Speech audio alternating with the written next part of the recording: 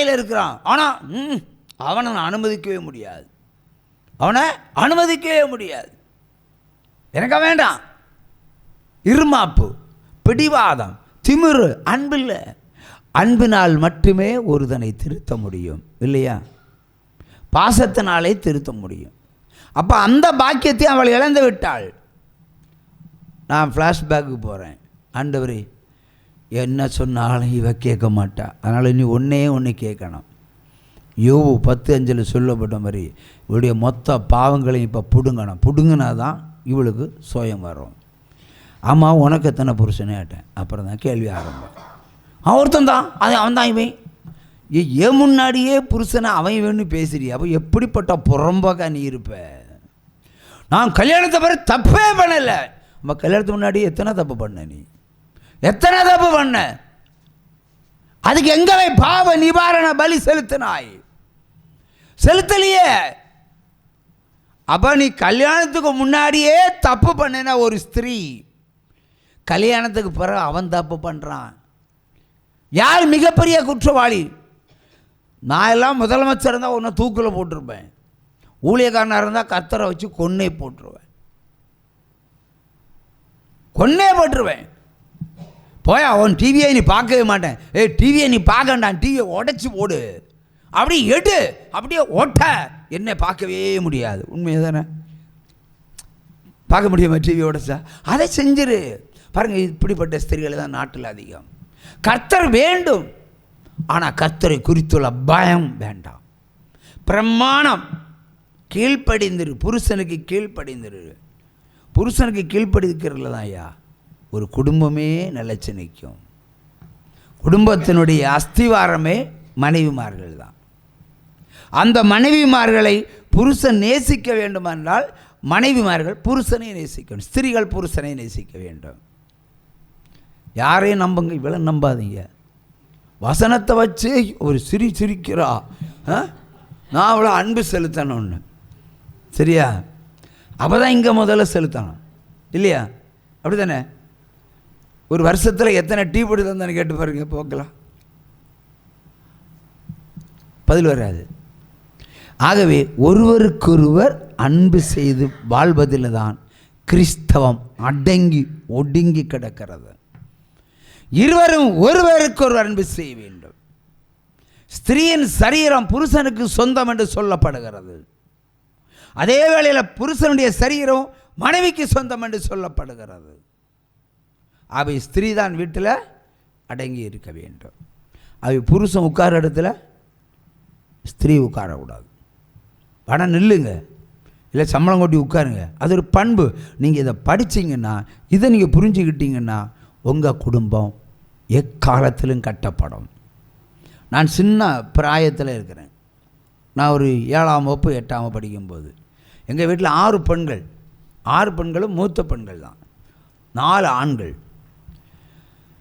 விவரம்லாம் வரும்போது கொஞ்சம் அறிவு வரும்போது ஞாயிற்றுக்கிழமை மட்டும்தான் இந்த பெண்கள் எல்லாம் திறந்து விடுவாங்க. யார் என்ன சகோதரிகளை திறந்து விடுது எப்பா? கோழிக்கூட்டிலேருந்து திறந்து விடுது எப்பா? சண்டைக்கு மட்டும்தான், சர்ச்சுக்கு மட்டும்தான் போகணும், இல்லைன்னா திருவிழாக்கு மட்டும்தான் போகணும். அப்போ வீட்டை விட்டாச்சு. வீட்டு போமா இந்த 6 சகோதரிகளும் நல்லா சேலையை எடுத்து, அப்போ தான் சேலை கட்டுறதை நான் பார்க்க முடியும். கட்டிட்டு முக்காடை போட்டுட்டு அப்பா திண்ணையில் உட்காந்துருப்பார், அம்மா உட்காந்துருவாங்க. உடனே அம்மா காலில் குனிஞ்சு கும்பிட்றாங்க, அப்பா காலில் கும்பிட்றாங்க. அதுக்கப்புறம் தான் கோயிலுக்கே போகிறாங்க. எனக்கு அதெல்லாம் புதுசாக தெரிஞ்சது. பின்னாடி தான் தெரியும். கீழ்ப்படிதல், தகப்பனுக்கு கீழ்ப்படிதல், பெத்த தாய்க்கு கீழ்ப்படிதல். எந்த பிள்ளைங்க இன்னைக்கு பெற்றவங்களுடைய காலில் விழுந்து கும்பிட்டு போகிறாங்க? அரசியல்வாதி காலில் கும்பிடுறாங்க, பெற்றவங்க காலில் விழணும். அப்படி கற்றுக் கொடுங்க பிள்ளைங்களுக்கு வேதத்தை, சத்தியத்தை. என்னுடைய சகோதரன் திருமணத்துக்கு அன்னைக்கு சொல்கிறான், நான் அப்பா அம்மா காலிலலாம் விழ மாட்டேன். ஏன்னா கோட்டு சூட்டெல்லாம் போட்டாச்சு, ஆரெல்லாம் போட்டாச்சு. குனிஞ்சா ஆரம், விலை உயர்ந்த ஆரம்லாம் மடிஞ்சு அது பீஸ் ஆயிரும். அதெல்லாம் முடியாது. லேட்டஸ்ட் மம்மி மேம் தாத்தா வரேன், எல்லாருக்கும் டாட்டா ஒரு கை காட்டு. யாரும் பெண் வீட்டில் கல்யாணம் பண்ணியாச்சு. கல்யாணம் பண்ணி சாப்பாட்டுக்கு போகிற வழியில் சாப்பாடு கொஞ்சம் லேட்டாக போகுது.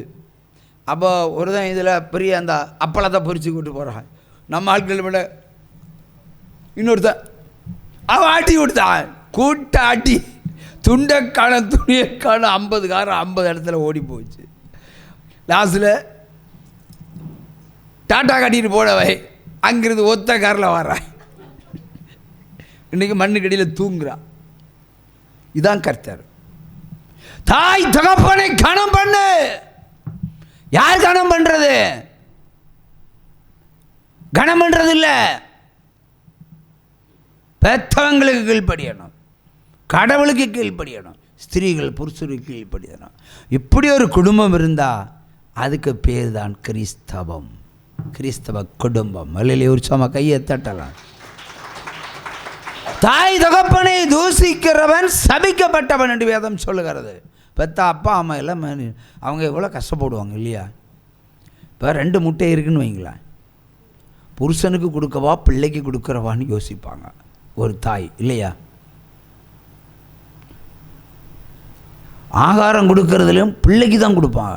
தாய் தகப்பன் ருசியான பதார்த்தங்களை சாப்பிடுவதை பார்க்கிலும் பிள்ளைகள் ருசியான பதார்த்தங்களை சாப்பிடுவதை பார்த்து சந்தோஷமாக இருக்கிறது தான் பெற்றவங்க. அப்படி பெற்றவங்களை பிள்ளைகள் வருங்காலங்களில் தூக்கி சுமக்கணும், இல்லைன்னா கூவத்தில் போட்டு புதைச்சிருவார் என் தேவன். உற்சாகமாக கையை தட்டுங்க. ஒரே நிலநடுக்கம் அப்படியே அமுக்கிடுவார். அதில் பார்த்தா எல்லா வாலிப கூட்டங்களும் அதெல்லாம் கிடக்கும் போன மாட்டுக்கு. ஆனால் வயதானவர்கள்லாம் மிச்சமாக இருப்பாங்க. உற்சாகமாக கையை தட்டலாம்.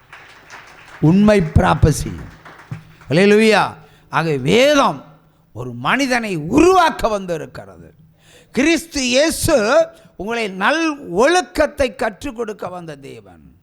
உற்சாகமாக கையை தட்டுங்க. அல்லேலூயா. ஆகவே கர்த்தருக்கு பயத்தோடு கீழ்ப்படிங்க. ஒருவருக்கு ஒரு பயத்தோடு கீழ்ப்படிங்க. ஒருவருக்கு ஒரு பயத்தோட கீழ்ப்படிங்க. தேவனுக்கு அன்பு செலுத்துவது போல நீங்களும் ஒருவருக்கு ஒரு அன்பு செலுத்துங்க. இதில் கசப்பை காட்டினீங்கன்னா ஆண்டவர் என்ன பண்ணுவார்? அப்படியே கசக்கி புதைச்சிடுவார் கொள்ளை வியாதிகளை வச்சு. உன் பிள்ளைகள் வியாதிப்பட்டாலும் பெற்றவங்க தான் ஐயா கண்ணீர் விடணும், மற்றவனா விடுவான். அப்படிப்பட்ட கண்ணீரோடு ஜபத்தோடு உருவாக்கின பிள்ளைகள் இன்றைக்கி IAS IPS இல்லையா? உயர் பதவிகள், உயர் இடங்கள். 1 மாத சம்பளத்தையாவது கையில் கொடுப்பாங்களா இந்த வயதானவங்களுக்கு? ஆனால் இடது கையெழுத்து போட்டு ஒரு டொனேஷனை கொடுத்துருவாங்க. ஒரு அரசியல்வாதிக்கு 2 லட்சம் கொடுத்துருவாங்க. பெத்த தகப்பனுக்கு கொடுக்காதவன் எவனோ அவன் எல்லாம் சபிக்கப்பட்டான். அவனுக்கெல்லாம் இழிவு சாபதான் இந்த ஊழியத்திலிருந்து கட்டளை இடுகிறேன். அது நிறைவேற்றி கொடுப்பார். ஒரு சம கையை தட்டுங்க. அல்லேலூயா. இந்த தெய்வம் நம்ம தெய்வம், நல்ல தெய்வம், மரண பரியந்த நடத்திடுவார். இந்த தெய்வம் நம்ம தெய்வம்.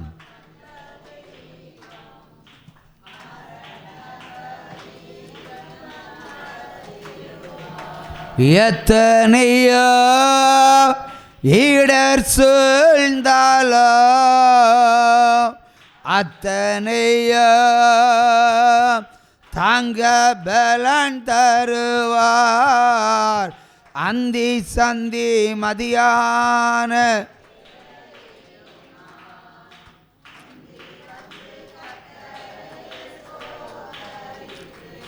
இப்போ இன்றைக்கு காலத்தின் கட்டாயமாக பெண்கள் வேலைக்கு போகிறார்கள் இல்லையா? பெண்கள் வீட்டிலே இருந்தாலே அந்த 1 மாத சம்பளத்தை வச்சு அழகான வாழ்க்கை வாழ முடியும். ஒரு புருஷனுடைய வாழ்க்கையை வச்சு 2 பேரும் வேலைக்கு போனால் பிள்ளைகள் ஆட்டு மந்தைகளாக வாழும் இல்லையா? லாஸ்ட்டில் ஆயாவை போய் மம்மின்னு கூப்பிடும், மம்மியை போய் அம்மின்னு கூப்பிடும், அது ஆயான்னு கூப்பிடும்.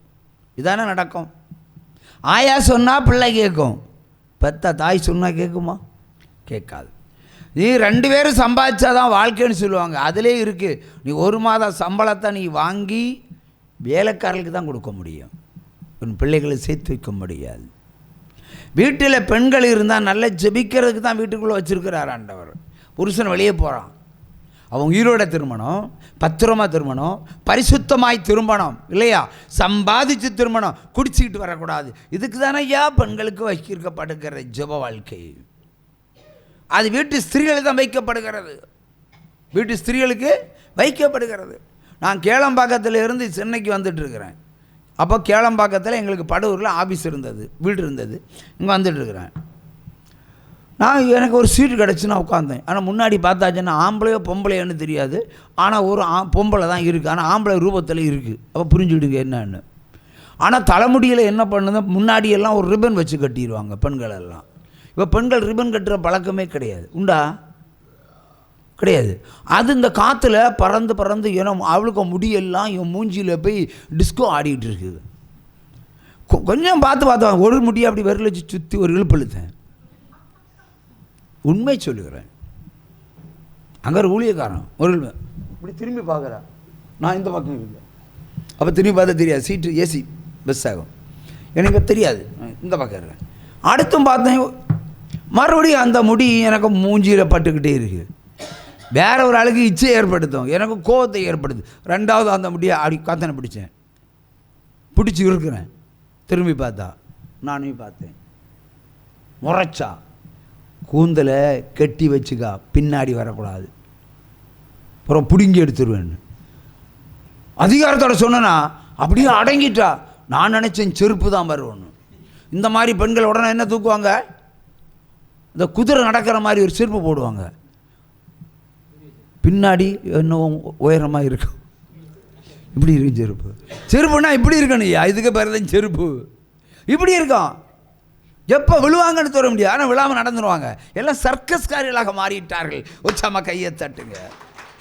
அது வரும்னு நினச்சேன். ஆனால் புறப்பட்டது தேவனுடைய வார்த்தை. அடக்கி வச்சுக்க, எல்லாம் பிடுங்கிடுவேன்னு. அப்படி தான்.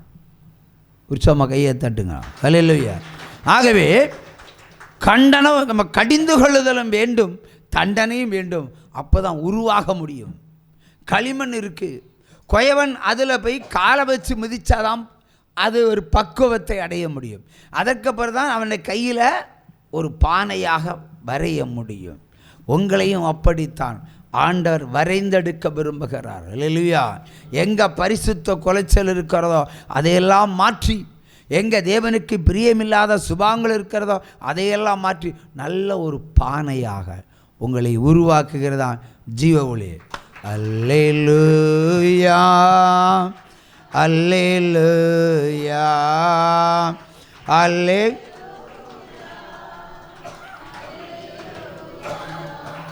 அல்லேலூயா, அல்லேலூயா, அல்லேலூயா, அல்லேலூயா, அல்லேலூயா, அல்லேலூயா. நான் உன்னை தெரிந்து கொண்டேன், நான் உன்னை நடத்தி செல்வேன். நான் உன்னை தெரிந்து கொண்டேன், நான் உன்னை நடத்தி செல்வேன். களிக்கூறு களிக்கூறு,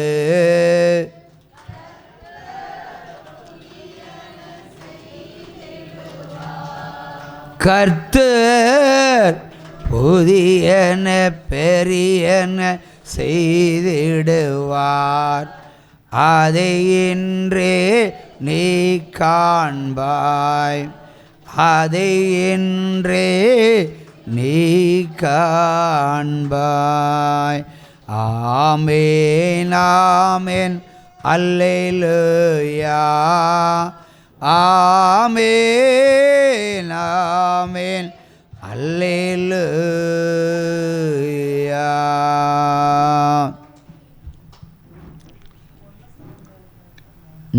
ஒன்று சாமுவேல் 2ஆம் அதிகாரம் 30வது வசனம், 28 முதல் 30வது வசனம் வாசிப்போம். என் பலிபீடத்தின் மேல் பலியிடவும் தூபங்காட்டவும் என் சமூகத்தில் ஏபோத்தை தரிக்கவும் இஸ்ரவேல் கோத்திரங்கள் எல்லாம் அவனை நான் ஆசாரியனாக ஊழியக்காரனாக தெரிந்து கொண்டு உன் பிதாவின் வீட்டாருக்கு இஸ்ரவேல் புத்திரர் எல்லாரும் தகன பலியை கொடுக்கவில்லையா? என் வாசஸ்தலத்திலே நீ செலுத்தும்படி நான் கட்டளையிட்ட என் பலியையும் என் காணிக்கைகளையும் நீ உதைப்பானேன். என் ஜனமாகிய இஸ்ரவேலின் காணிக்கைகளில் எல்லாம் பிரதானவைகளை எல்லாவற்றையும் கொண்டு உங்களை கொழுக்க பண்ணும்படி நீ என்னை பார்க்கிலும் என் குமாரனை மதிப்பானேன். ஆகையால் இஸ்ரவேலின் தேவனாகிய கர்த்தர் சொல்லுகிறது என்னவென்றால், உன் வீட்டாரும் உன் பிதாவின் வீட்டாரும் என்றென்றைக்கும் என் சந்ததியில் நடந்து கொள்ளுவார் என்று நான் நிச்சயமாக உனக்கு சொல்லியிருந்தும் இனி அது எனக்கு தூரமாயிருப்பதாக. என்னை கனம் பண்ணுகிறவர்களை நான் கனம் பண்ணுவேன், என்னை அசட்டை பண்ணுகிறவர்களை நான் கனவீனப்படுத்துவேன். உன் வீட்டில் ஒரு கிழவனும் இராதபடிக்கு உன் புயத்தையும் உன் பிதாவின் வீட்டாரின் புயத்தையும் நான் தரித்து போடும் நாள் வரும். இஸ்ரவேல் ஜனங்களுக்கு நான் செய்ய வேண்டிய சகல நன்மைகளுக்கு மாறாக என் வாசஸ்தலத்திலே உபத்திரவத்தை நீ காண்பாய். ஒருபோதும்